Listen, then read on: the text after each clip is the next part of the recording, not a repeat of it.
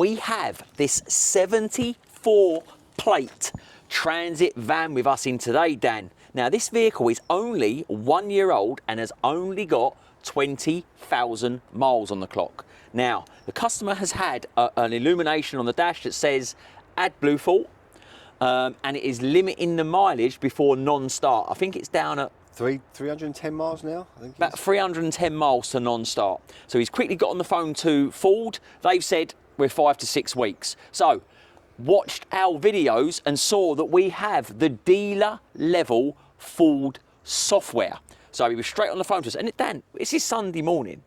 It is actually Sunday morning, just gone 9 o'clock, and we are about to try and help this bloke out because he needs this van for work. He can't wait 5 weeks. Another 4 guys get in this van as well to go to work. Exactly. So this is obviously a crew cab vehicle, 4 blokes. He cannot wait. So it's obviously cost him a McDonald's and a couple of cappuccinos. But I think what we're going to do, we have got the Ford dealer software. So we can do whatever we need to do in this vehicle. But we're going to give this Thinkcar Thinktool 391 the opportunity to prove itself today. Is it as good as the Ford dealer software, which we all know dealer software you can't beat? Is it going to solve this problem? And let's take you along for the ride, because it could be something simple or it could be something catastrophic. Could be a software update like we had before. It could be a software update, and anyone who knows, who's watched our videos before, that we have a 2019, specific to the 2019 EcoBlue Ford Ranger that doesn't accept it's got AdBlue in. We do a simple software update, and guess what? The car comes back to life. So, will this be one of those situations, or will it be more advanced? So, let's get that Thinktool on. We'll get it recording, we'll get it downloading, and let's see what it is telling us, Dan. Right, people, as you can see, we have got 21,442 miles. We have got, obviously, the battery's starting to show as being a bit low because we've had everything on while we've got doing this. We've got the AdBlue malfunction service required. And will it give us a miles countdown, which I think they normally do? So it will say non-start in 316 miles, guys. So what we are going to do, we have got our, I'll turn it that way because you can't actually see. We have got our Thinkcar, which we will be using today. We're going to run the high-speed scan. We will see what we get out of it. It's going to be really interesting to see how this fares against the Ford dealer software. So we are now connecting to this transit van. I love that graphic. That is never going to get old, that. Right, so let's quickly do the high-speed scan, guys, and let's see what it's telling us. And you can see how quick this Thinktool is. Look at that. Look at that. Absolutely rapid, guys. Right. First we're going to do, we can do a report here where we can go into the report and we can have a look at everything in total. And then you can see here, but the most important thing is in the powertrain control module. Look at this, guys. So we can see we have got clearly an issue with the AdBlue. But one of the things that Dan and I have found on here is that we have got a reductant pressure too low. So we are wondering, is there, I don't know, injector stuck open? Split pipe maybe? Could be. What do you reckon, guys? Let's get under the bonnet. In fact, Dan, I'll tell you what we'll do. Let's get under the bonnet and let's see if this does an activation to pressurise. That'd be interesting. The AdBlue system, and then we'll know quite quickly whether we've got potentially a leak or whether we have got something more sinister, because there is a few fault codes in here.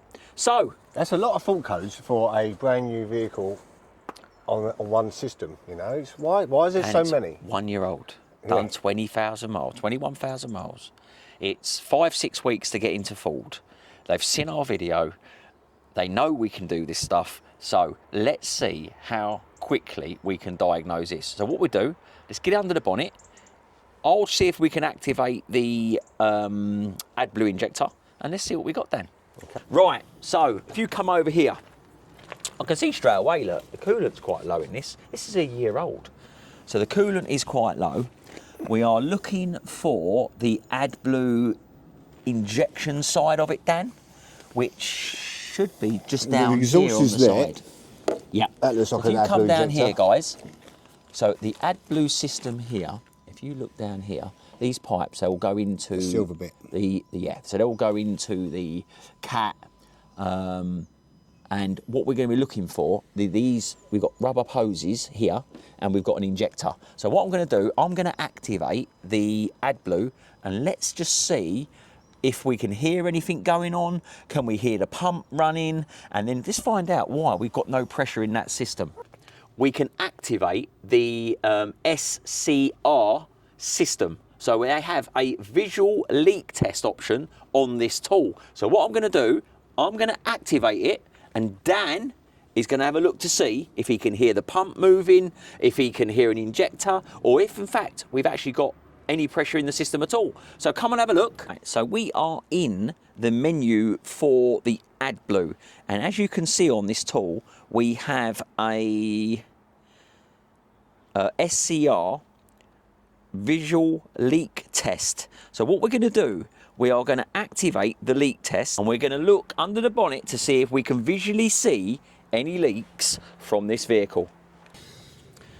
Are you ready, people? I am ready. So, ready?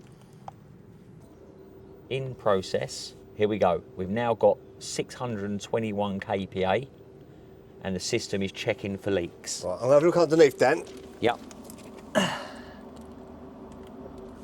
I tell you what, I don't see anything leaking, but I do see some white crystals. Yeah? But not actually leaking. Oh, yes. Guys, can you see this? Come and have a look. Have a look under here. Look at that. Look at all them white crystals underneath the vehicle. Dan? Oh, I think we've definitely got a leak, haven't we? I think we've got a leak, everyone. Let's have a look down. These pipes then, shall we? Right, let's make sure then that we have... I don't see anything up here. No. Oh, look down there. Oh my God, right down. Yeah, right down the bottom, isn't it? Have a look at this, guys. Hope I can pick this up on the gimbal. But if I go down there and zoom in, can you see all of that crystallisation down there? There is absolutely loads of it, Dan. So it is very clear that we have got a leak. There's a black bit, and I saw a drip come out of it. Right. Oh yeah, I can see it dripping. I can see it dripping. So I'll tell you what we do. Let's get this up in the air, and then what we can do is we can show the people at home where that is leaking from. Dan, 20,000 miles, 1 year old. I wonder if... Hold on. There's nothing around it. There's nothing like above it, touching it. So how could that get a hole in it? Unless an animal's eating it. Maybe a fox, but I can hear it. I can hear it pressurising. I can see it leaking. Right, we'll get this up in the air, guys, and we will show you exactly where this is leaking from. And then we'll have to try and work out how, who, what, where, and why. Let's get this up in the air.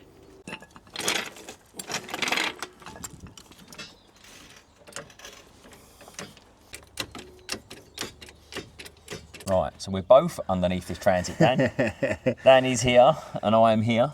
So just to give you an idea, this is the back of the subframe, Dan, isn't it? It is, and we can see loads of... You can see it all there, look. Leaked AdBlue everywhere, the white crystals everywhere. It follows it all the way round up, and that is where we think the pipe is leaking from, Dan. If I run my fingers along the top of this pipe here, Yep. I don't know if you can see it on the camera or Yep. not, but my fingers are all wet. Yeah. So it's definitely got a leak from there. I can't see from where I am, but I can feel a slight indentation on that pipe. Yeah. So, but again, like I said a minute ago, there's nothing around it. So it's not like it's been rubbing or something. No. It's kind of... I wonder if something's eaten it, Dan. Maybe. But you can see, guys, this is a 1 year old, 20,000 mile vehicle. So let's get this pipe off and see if we can find any teeth marks in it. Right, Dan, so this is the potential part in question. Now, Dan's been down to Ford to get the replacement pipes. It does all come as a massive jumble of pipes. So the good thing is we know this is the complete pipe system for that one side, which we know is leaking. So we'll show you this, but also as well, why Dan was down there, we only do the genuine stuff when dealing with these transits. So Dan's been down, he's got an oil filter and he has got the correct engine oil. It's changed now to 5W30. Yeah, it's got a little bit thicker, isn't it? It's So the changing. oil now's got a little bit thicker, where it was a little bit thinner before. So interesting. And these are the pipes in question, people. So, as Dan was pointing out to me just a minute ago, so when we were underneath the vehicle, we could see this part of it, and then one pipe ran over, and the other one ran back that way. And I think from what you've seen here, Dan, this one's going to be the one going up to the tank. It's the longer one. The longer one, which is the shorter one here.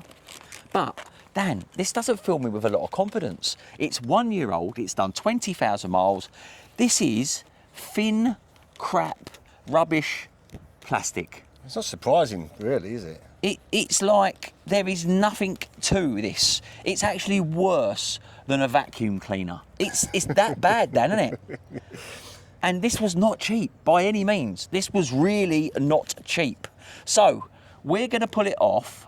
We're going to put this one back on and get it re-bled. But what will we find when you remove this one off? Are we going to see teeth marks? Are we going to see wear and tear on this pipe? We don't actually know, do we? So let's get under there. We'll pull that one out. We'll show you what we've got, and then we'll get this one fitted, and we'll have an oil change while we're under there, Dan. Yeah. Let's do this. Right, Dan, that's out. Okay, guys, what have we found? If you want to come in and have a look. I've lost it. Where is So I think it is here. Yeah. Have a look at that, people. They look to me, Dan, that's teeth marks. It's And that- more than one, isn't it? Yeah, it looks like it's been bitten. There's the hole there, but if you look, teeth marks, teeth marks, teeth marks, teeth marks, all the way round that pipe. So, Dan, you had a question about this. I was questioning about the warranty. Yeah. Now, I understand warranties, and if it was a manufacturing defect or, you know, the way it's fitted maybe, it would be covered. Yeah. But a rodent of some kind or something, foxes, whatever, eating it won't be covered, would it? But Dan, it doesn't surprise me. This stuff, what is it made of? It's like a horrible plastic. So you'll probably find there's some sort of plant extract. That's what they've been doing, haven't they? That's in this plastic. So if you have got one of these vehicles, I don't even know what to say. Could you potentially put some protective sheathing over it? Maybe at that point there on the new one, we've got some thicker stuff, haven't we? We could put over it, but there's a lot of it. There's a lot of it, guys. Where would you protect one bit? It might get it somewhere else. 1 year old, 20,000 miles. It's definitely not going to be covered under warranty because there is teeth marks in this pipework. So we will get a new one fitted and hope to God that it's not back again in another year. So let's get this one done and let's see if this has solved our problem. We have the green light now on this Ford Transit, which is the 2024. It has, well, it's done 21,000 miles, 1 year old. Now, let's see if we get the green light on the display. Are we going to get any fault codes? Are we going to get anything come back? Dan. It's looking good. It's looking good, my friend. Another one? Fixed.